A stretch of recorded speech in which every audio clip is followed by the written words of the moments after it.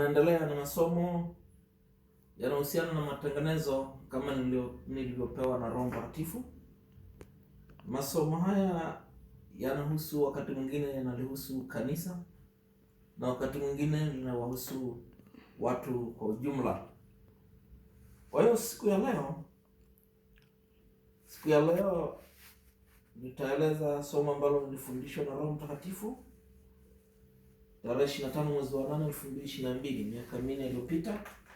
Somo la kuongoza watu au somo la uongozi.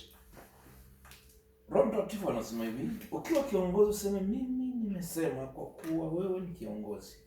Ukiwa kiongozi unaongoza watu, pia watu wanakuongoza wewe.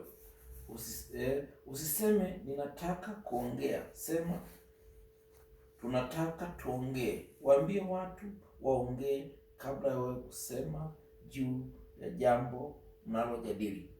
Usimtaje mtu kwa wewe fulani ongea.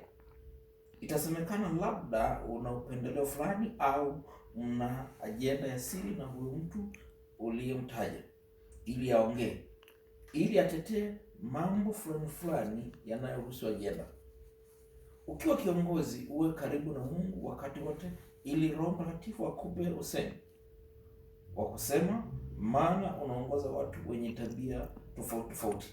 Kuna watu wanaongea vitu lakini havina maana, au ni aina ya kwanza ya watu ambao wanasema na Roho Mtakatifu.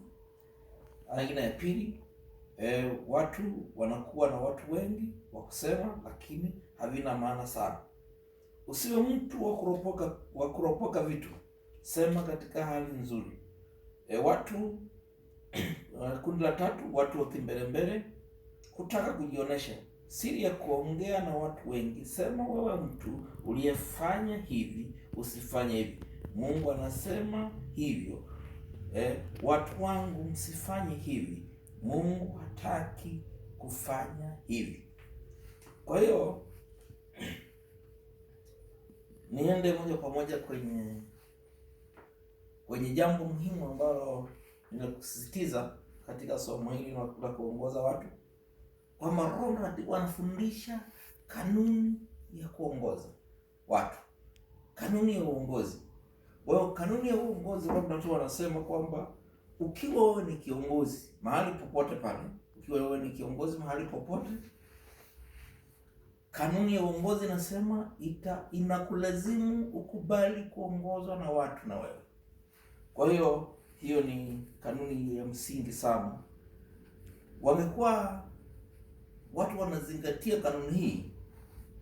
Kiongozi yote au ni kiongozi wa kisiasa au kiongozi wa kidini, wakiwa wanazingatia kanuni hii, tungeshuhudia dunia ingekuwa ni ya furaha sana. Lakini kwa sababu mtu ni kiongozi anasema mimi nimesema, kwa hiyo nimesema hivi, atakayepinga atakiona cha mtamakuni. Kwa hiyo ndio maana tunashuhudia katika dunia hii, kila mahali unashangaa, leo kuna vurugu zimeibuka huku, leo kuna changamoto hii, leo kuna mambo yanaendelea namna hii. Kwa hiyo kanuni ya kuwa kiongozi ni kwamba ukubali kuongozwa na watu unayewaongoza. Uwe ni kiongozi wa siasa au wa kisiasa au kiongozi wa kidini. Kwa hiyo mimi nimepewa mambo haya na Mungu ili kulisaidia kanisa na kuwasaidia watu pia waelewe taratibu wa uongozi. Inawezekana watu wamesomea kweli uongozi, lakini inafika mahali mtu kwa sababu ya kiburi anasema mimi naongoza, nimesema mimi ni mimi. Kwa hiyo kwa somo hili fupi nikutakie baraka za Mungu na ulifanyie kazi. Kama somo hili halitafanyiwa kazi kwenye kizazi hiki, lakini kwa sababu naweka kwenye mtandao na vitabu naandika, basi kizazi kingine kitakapokuja kitafanya mambo haya, au kitaona kwamba kumbe kanuni ya kuongoza na kulazimu uongozwe na watu pia. Asante kwa somo hili.